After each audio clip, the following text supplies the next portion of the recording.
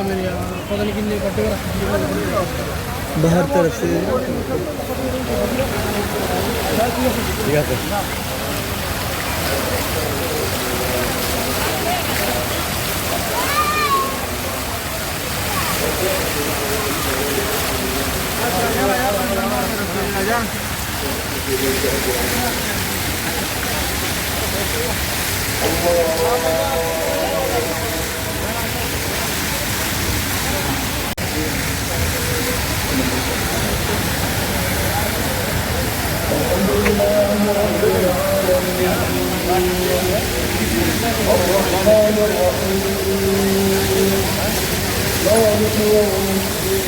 हंस रही है ऊपर देखी जरा। वो पता नहीं पानी को देख रही है। हाँ हंस रही है। यहाँ पे टिकट है साइड।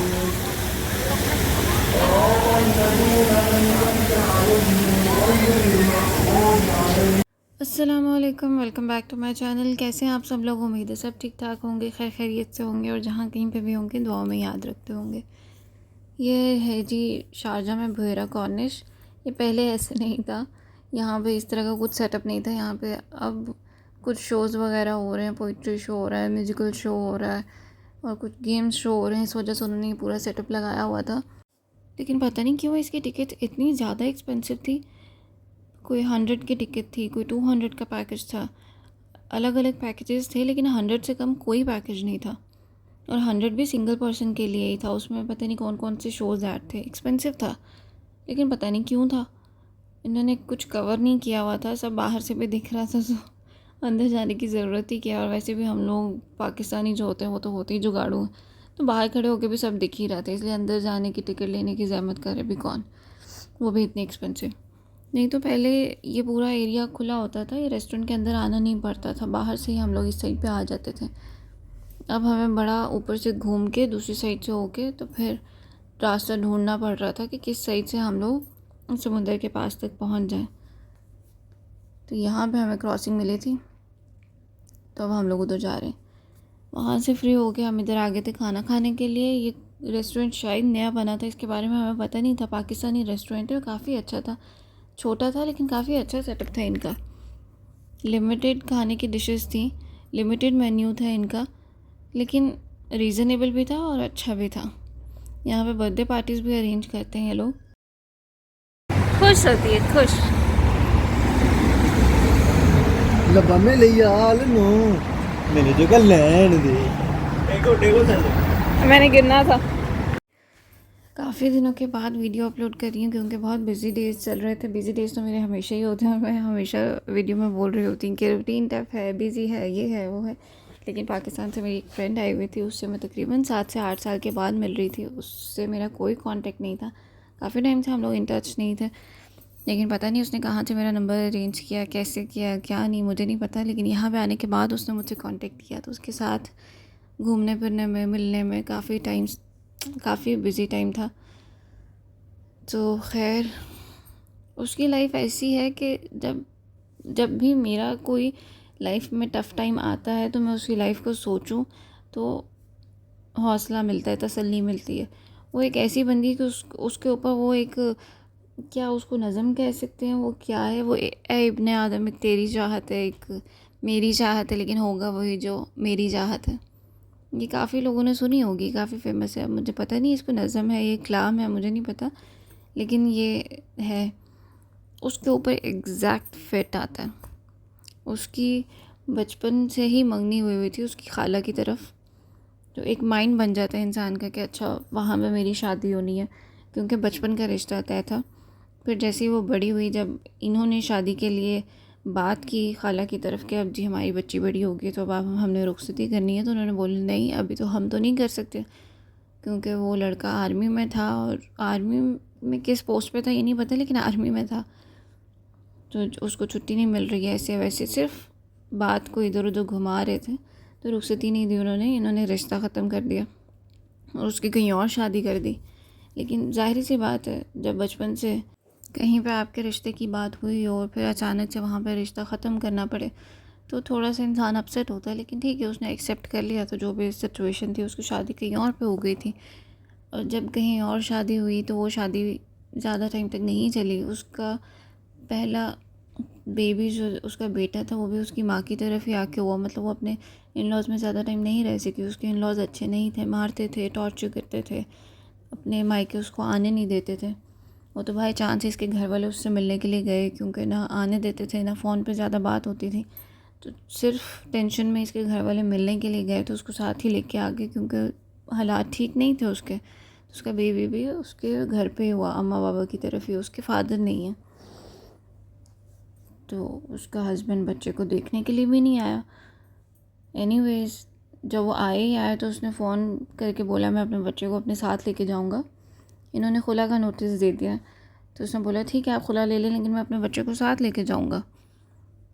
वो जब उसने आना था अपने बच्चे को लेने के लिए, ये घर से चोरी बच्चे को लेके दारुल अमान चली गई।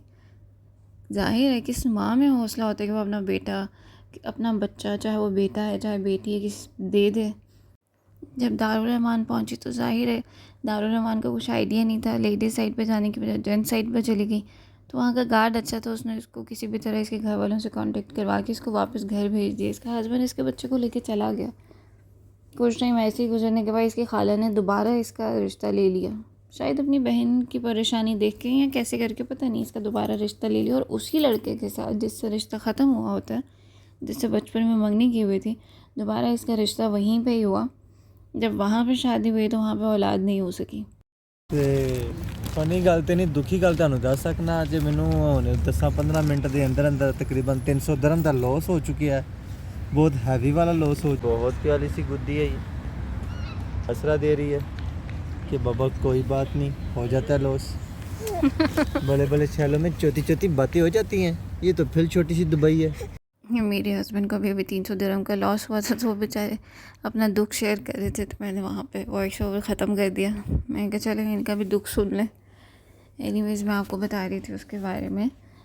सो वहाँ पे भी वो सेट नहीं हो सकी, और रीज़न वो ख़ुद नहीं थी, उसकी तो पूरी लाइफ ही हिली पड़ी थी। वहाँ पे इन लॉज भी इस चीज़ को, उसके हालांकि उसकी खाला का घर था, लेकिन वो भी इस चीज़ को नहीं समझ रहे थे कि आप उसकी मेंटली कंडीशन भी समझें। लेकिन उसको टॉन्ट्स करना कि नहीं तुम नहीं सेट हो रही हो, तुम्हारा पता नहीं क्यों बच्चा नहीं हो रहा है, क्योंकि तुम अभी भी अपने, तुम्हारा पूरा माइंड अपनी पास्ट लाइफ में है, तुम्हें तो अपना पहला बेबी याद आता है, इस वजह से तुम अभी हमारी तरफ सेट नहीं हो रही हो, एट्सेट्रा एट्सेट्रा, इस तरह की बातें जो यूजुअली सोसाइटी में हमारी में होता है ऐसा। खैर तकरीबन 1 साल वो शादी रही खाला की तरफ भी, और फिर वहाँ पे भी डाइवोर्स हो गया, उन्होंने डाइवोर्स दे दिया इसको। कुछ ये भी था कि इसकी और इसकी नंद की शादी इकट्ठे हुई थी, खाला की बेटी की, तो उसके घर बेबी हो गया था, इसकी तरफ नहीं हो रहा था, तो वो एक अलग इशू बन गया था। जाहिर है जब साथ साथ शादी हो तो लोग कंपेयर करते हैं, घर वाले भी कंपेयर करते हैं। वहाँ से भी इसका डाइवोर्स हुआ, और अल्लाह के काम देखें, अल्लाह के हर फैसले में बेहतरी होती है, हिकमत होती है, इंसान नहीं समझता। पता नहीं उसकी लाइफ के बारे में, उसके बारे में अल्लाह पाक ने क्या डिसीजन क्या था पता नहीं। जब वहाँ से उसका डाइवोर्स हुआ, उसके बाद उसकी दोबारा शादी उसके पहले शौहर के साथ ही हुई। उन्होंने लड़के की भी, क्योंकि जब आप किसी के साथ गलत करते हो तो उसका आपको जज़ाए सज़ा मिलती है। उस लड़के की दोबारा शादी कहीं नहीं हुई, और जहाँ उस लड़के के रिश्ते की बात करते थे कहीं पे भी उसका रिश्ता नहीं होता था। तो पता नहीं कैसे करके उसको इस चीज़ की समझ आई कि वो गलत था, या शायद उसने अपनी कंपनी चेंज की, फ्रेंड सर्कल चेंज किया, क्योंकि अक्सर लड़कों को समझाने वाले और बिगाड़ने वाले दोस्त भी होते हैं। फैमिली तो एक रोल प्ले कर ही रही होती है, लेकिन जो आसपास उसके आसपास के लोग होते हैं ना, उसके दोस्त, वो भी इंसान को बिगाड़ने में और बनाने में एक इम्पॉर्टेंट रोल प्ले कर रहे होते हैं। उसने दोबारा रिश्ता भेजा और उसकी शादी दोबारा अपने पहले शौहर के साथ हुई, और अब माशाल्लाह उसकी बेटी भी है और अपने घर में सेट है। उसको देख के समझ आता है कि जो उसने चाहा था उसको वो भी मिला, और जो अल्लाह ने उसके लिए चाहा था उसको वो ही मिला।